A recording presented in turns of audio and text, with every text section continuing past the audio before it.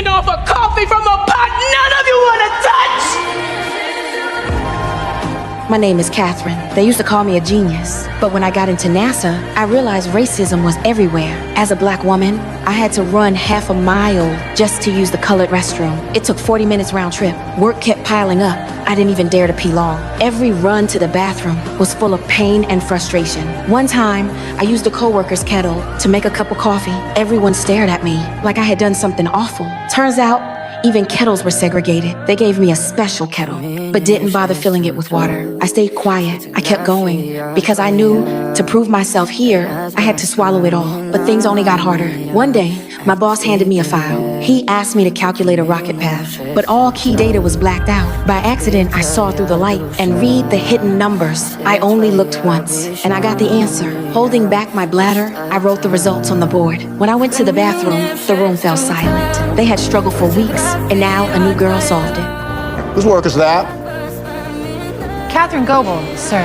That moment changed everything. The boss finally saw me. I was trusted with core data for the moon landing project. That trust, I earned it with brains and grit. As launch day neared, the boss noticed I kept leaving. One day, he snapped. He yelled, asking where I kept going. It was pouring rain outside, but I still had to run half a mile to pee. I couldn't hold it in anymore. I thought I'd get fired. But the next day, he showed up with a sledgehammer. He smashed the colored restroom sign. No more colored restrooms. No more white restrooms. Here at NASA, we all pee the same color.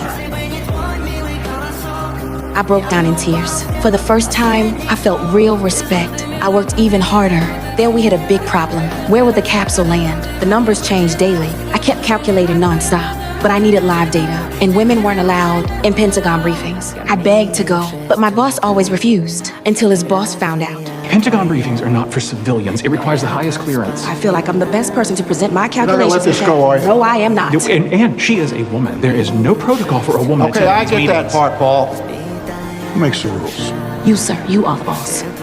You just have to act like one, sir.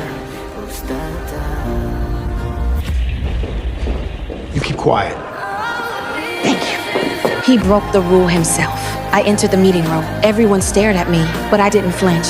When I heard the new data, I calculated the landing spot on the spot. Right there, I proved I belonged. I proved I mattered. Soon, the rocket launched. It orbited the Earth, and the capsule landed safely. The whole country cheered. But it wasn't just about space. It was about women and people of color making history in silence. I am Katherine Johnson. I once looked up at the stars. Now my name lives among them.